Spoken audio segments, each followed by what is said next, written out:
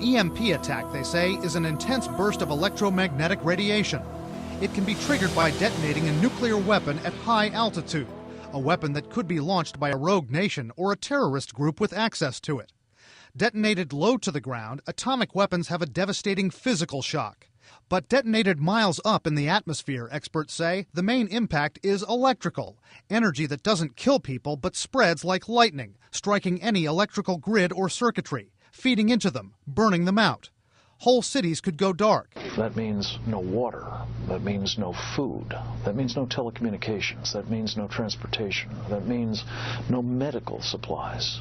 We started pushing and the cops came and they were herding us like cattle. This clip from a recent National Geographic special gives us a sense of what life might be like after an EMP attack.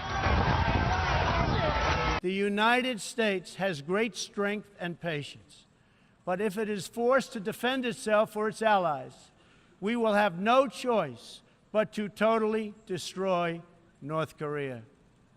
Rocket Man is on a suicide mission for himself and for his regime. The United States is ready, willing, and able, but hopefully this will not be necessary. That's what the United Nations is all about. That's what the United Nations is for. Let's see how they do. It is time for North Korea to realize that the denuclearization is its only acceptable future. If it sounds far-fetched, consider that last July, a steamer owned by Iran's ally, North Korea, was found in Panama hiding nuclear-capable SA-2 missiles under 10,000 tons of sugar.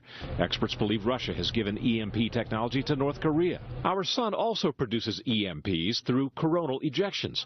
A big one called the Carrington event occurred in 1859. Telegraph offices and lines caught fire. Experts say our electric grid is no better protected today than telegraph lines were then. Pyongyang, North Korea, launching this rogue satellite that they dubbed the Shining Star that was going in the opposite direction of most satellites around the planet.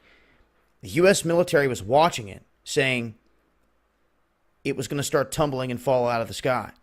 Since then, they haven't said much, and it's still there. So I just wanted to point it out and let it be known that it is still there. It never did just fall out of the sky.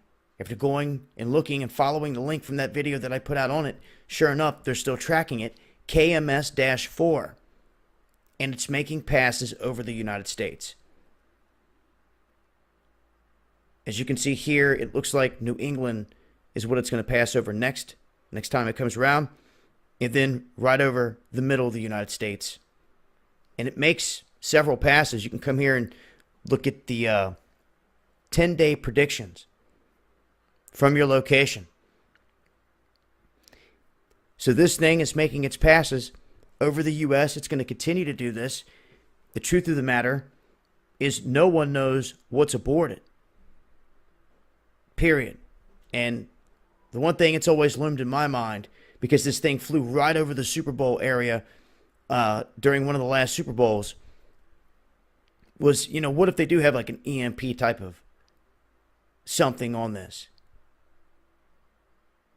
Going over the United States. It just blows my mind that with everything going on with North Korea, this thing's still allowed to float over our country constantly.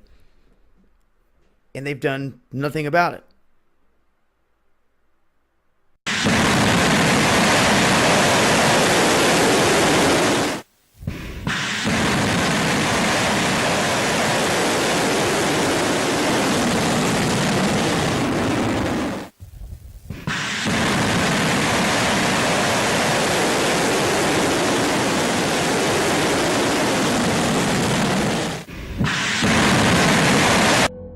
A top U.S. general says North Korea has not changed its military posture despite the recent escalation of tensions on the Korean peninsula.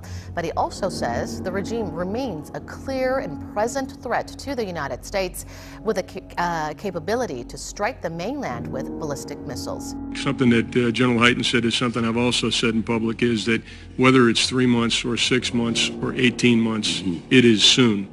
And we ought to conduct ourselves as though it is just a matter of time and a matter of very short time before North Korea has that capability. One of the issues that we all ought to appreciate is that as the capacity of the threat increases, that is the size, not just the lethality, not just the fact that North Korea can reach us, but the numbers of missiles that they may possess that can reach us.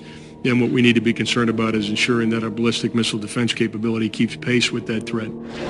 It's a normal day for people at U.S. Army Garrison Humphreys.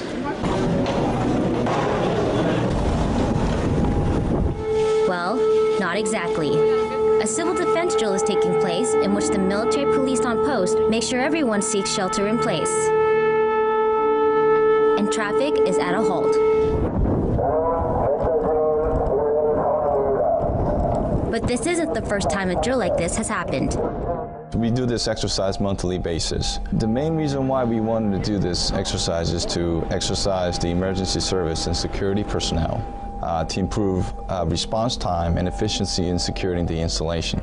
With the monthly civil defense drills occurring each month, soldiers, civilians, and their families on post are able to be more vigilant of real-world situations that could happen within their installations.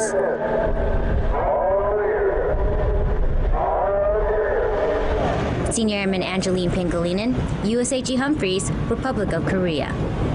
Although Russia's foreign ministry has just revealed that it is engaged in behind-the-scenes diplomatic activity to try and calm tensions on the Korean Peninsula, at the moment they're not saying what that activity constitutes.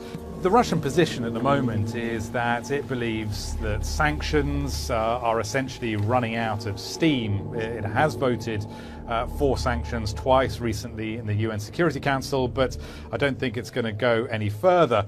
And also Russia believes that any conflicts on the Korean Peninsula would be absolutely catastrophic. I think it's clear that Moscow's position is that Donald Trump is being irresponsible in the language that he's using at the moment and ratcheting up tensions. So what might Russia be able to do to calm the situation down? Well, actually, Russia does have fairly good economic and, to some degree, political relations with Pyongyang, and it could use these if it wanted to.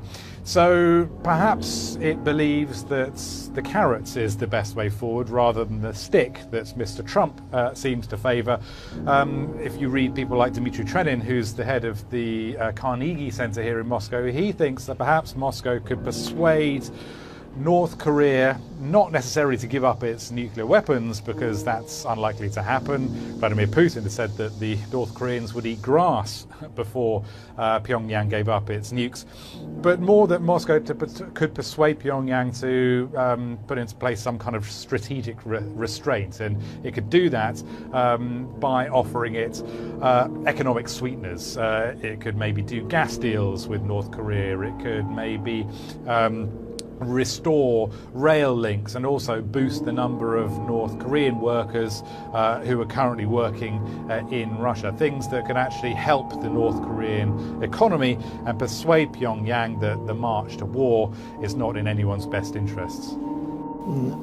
I cannot conceive of a situation where North Korea would start a massive conventional war or use its nuclear weapons, because Korea needs its nuclear weapons to consolidate the regime and to tell North Korean people that they are advanced and so on, they are nuclear power and so on.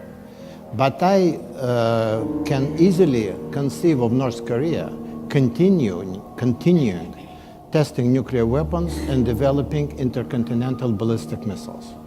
And if here in the United States this is considered intolerable and the United States used conventional forces to destroy, to disarm North Korea, then it might use nuclear weapons if any are left after such an attack. I would just note that a few years ago I was doing research in the Saddam Hussein archives here at the National Defense University and saw so many examples of Saddam's yes men telling him that his military capabilities was much greater than it was, because he had asked them to get that capability, and when they couldn't get it, of course, they couldn't tell him that.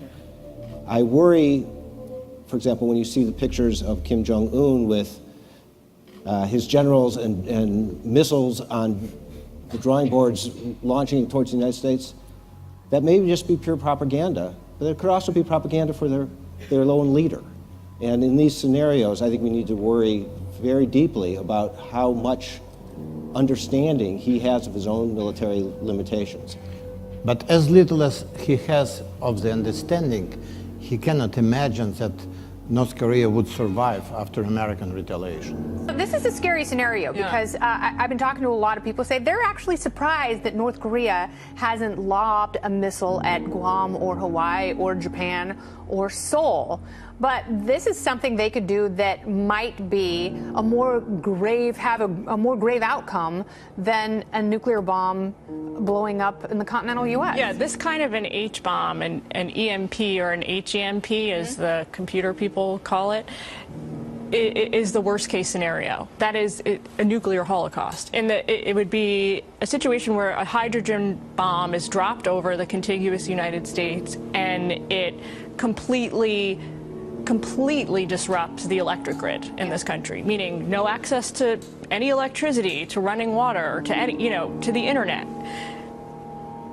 I just want to allay everyone's fears. This is unlikely to happen. Why is it unlikely? But if North Korea, if they're developing nuclear weapons and they back up some of the talk that they've been using lately, why would we put that past them? Because this is an incredibly sophisticated style of an attack. Not only does it require the correct nuclear technology and the correct instrument to deliver it to the United States, but it requires an incredible amount of military hardware sophistication that we're not entirely sure they have. Yes. But it is worrisome to the degree that the power companies in this country, the utility companies, have been thinking about this. The government has been thinking about it since the 60s. What sort of safety measures are in place for something like this? Because obviously you can't test it. Since the 60s, it has been illegal to do any high-altitude nuclear testing like that for obvious reasons. But what sort of backup? This is where there's not a lot of great news. The United States is woefully, the United States government is woefully unprepared for an attack like this.